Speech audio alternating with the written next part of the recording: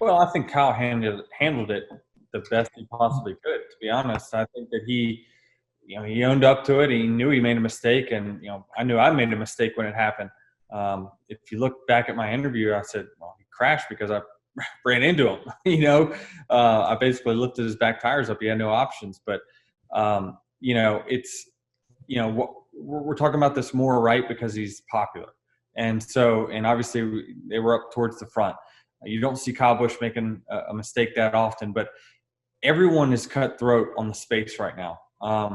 Listen, even Chase, I mean, he cut us off at least twice where we ran into the back of him and got us some nose damage over these last two events. But, I don't fault him because everyone's fighting for the inch or two of space that you need.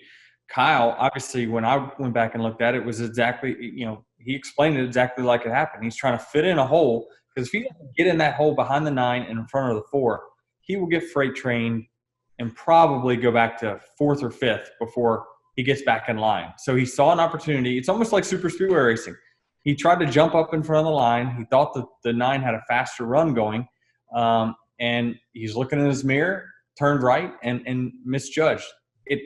It happens in our sport more than you notice, and guys are pissed off at each other more than you notice. It's just the two people that it involved are pretty popular.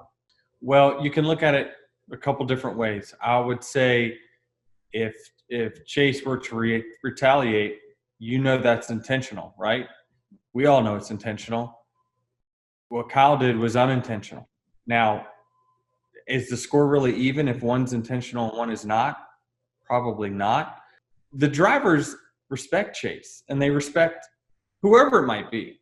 They don't – if Chase doesn't retaliate, no driver thinks any less of him. Every driver out there saw that Kyle just made a small mistake. He misjudged.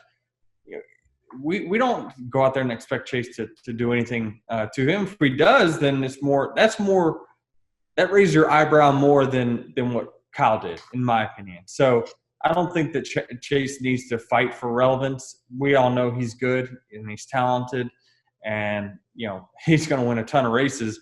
And I don't race him any different. I race him tough. It's just the same as I did before I crashed him at Martinsville.